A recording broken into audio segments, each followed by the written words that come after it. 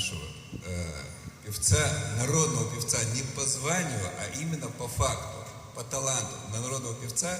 И он вам исполнит песню, посвященную первому президенту Чеченской Республики Ичкерия Джохару Дудаеву. Песня называется «Дуки». Дуки, чеченцы, вы здесь присутствующие, им объяснять не надо, но тем не менее, немцы, украинцы, русские, кто бы ни был, кто не чеченцы, они должны, им надо разъяснить. Дуки – это ласковое детское имя, которым Джохаров в детстве называла его мама. Итак, Гилани Алимханов «Дуки». Барышал.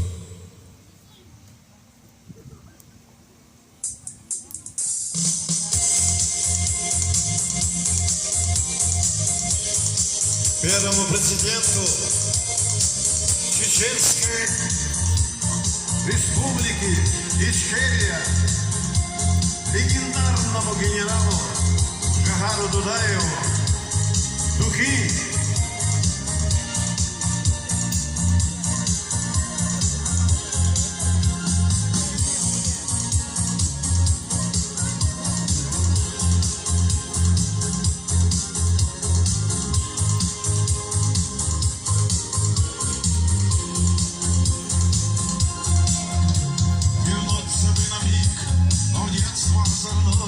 Пройтись бы босиком по сказочной степи, услышать бы от нас приветливое слово из материнских уст, услышать бы дуки, услышать бы дуки, услышать бы дуки, услышать бы дуки, услышать бы дуки.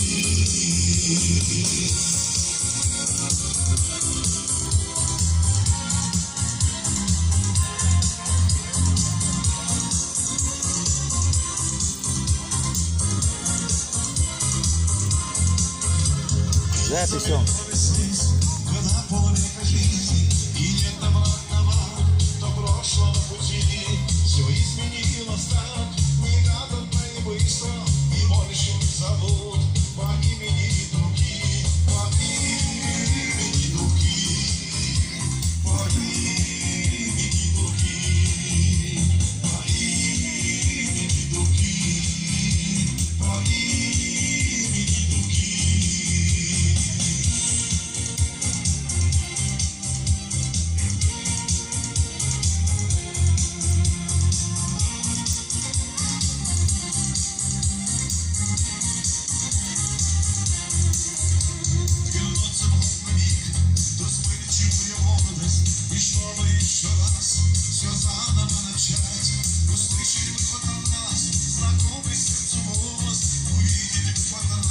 Старушку надо мать,